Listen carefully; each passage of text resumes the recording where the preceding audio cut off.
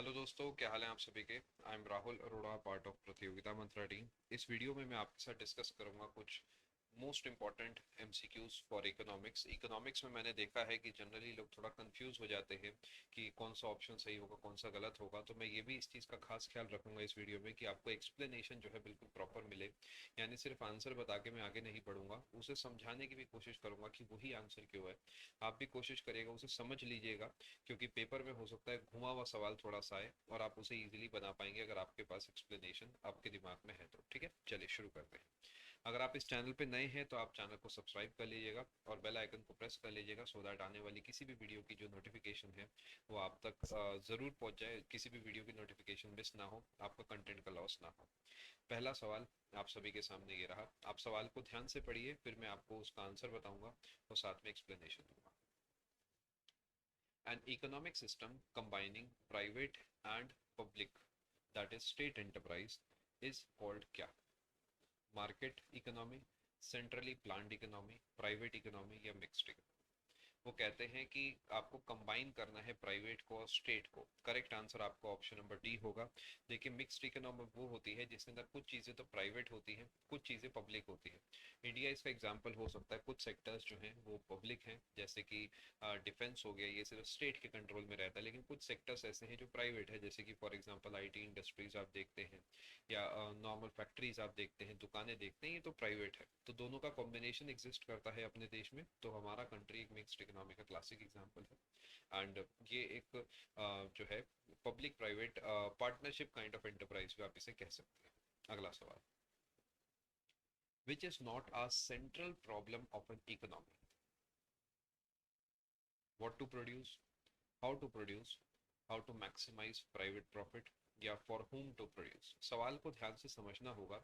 Central problem of an economy का मतलब ये है कि एक्चुअल समस्या क्या है। अगर आप इंडिया की बात करते हैं तो इंडिया या Indian economy as an economy, हमारे लिए सबसे बड़ी प्रॉब्लम क्या है कि हमें क्या बनाना है, कैसे बनाना है, किसके लिए बनाना है, या फिर हमें प्राइवेट प्रॉफिट कैसे मैक्सिमाइज करना है। आप सोचिए, ये एक प्रॉब्लम नहीं है। यानी जब एक देश की हम बात करते हैं तो देश प्रॉफिट के लिए काम नहीं करता, देश सोशल वेलफेयर के लिए काम करता है। सोशल वेलफेयर के लिए कुछ प्रॉफिट बनाना पड़े या कुछ इनकम जनरेट करनी पड़े रेवेन्यू के फॉर्म में, टैक्सेस के रूप में, तो सरकार करती है।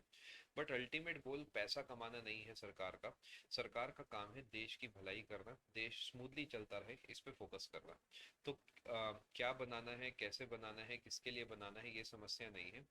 ये समस्या है, लेकिन जो प्राइवेट प्रॉफिट है उसे मैक्सिमाइज कैसे करना है ये समस्या नहीं है। सरकार या कंट्री एज अ होल इस पे निर्भर नहीं करता कि प्राइवेट ऑर्गेनाइजेशन क्या प्रॉफिट कमाते हैं।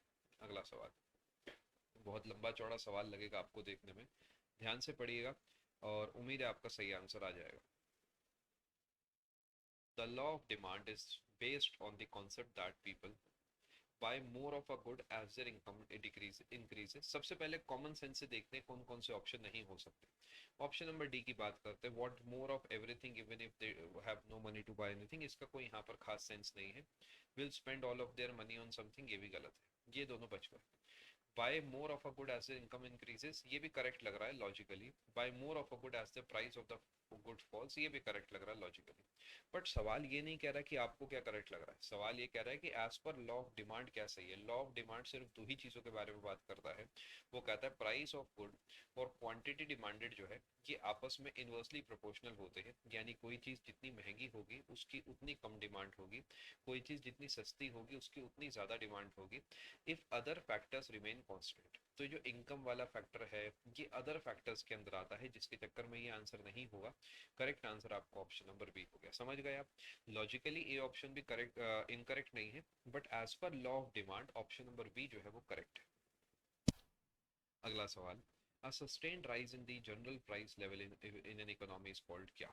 सस्टेन्ड राइज होना चाहिए, जनरल प्राइस लेवल होना चाहिए, ये दो फैक्टर्स इंपॉर्टेंट है। यानी ऐसा नहीं एक दिन महंगाई आ गई कल फिर कम हो गई, ऐसा नहीं कि सिर्फ एक ही चीज महंगी हुई, ओवरऑल सब चीजें थोड़ी थोड़ी महंगी होती जा रही है और समय के साथ उसका दाम एक तरफ ऊपर की तरफ जाते जा रहा है। इस प्रॉब्लम को हम आम भाषा में महंगाई और इकोनॉमी की टर्म में इन्फ्लेशन के नाम से जानते हैं। Option number C is the correct answer.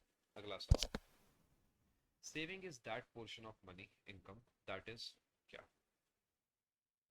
spent for development of industries, not spent on consumption, spent on health and education, spent for consumer durables.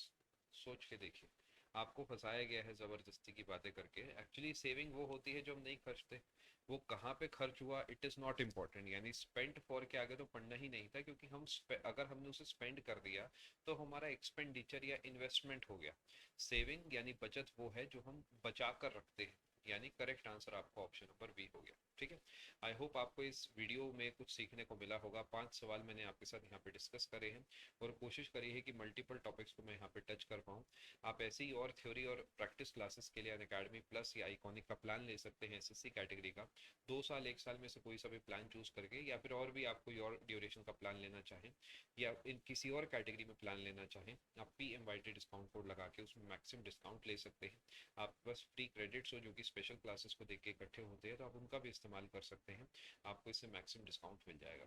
मिलते हैं आप सभी से आने वाली वीडियो में एंड क्लासेस में। Thank you.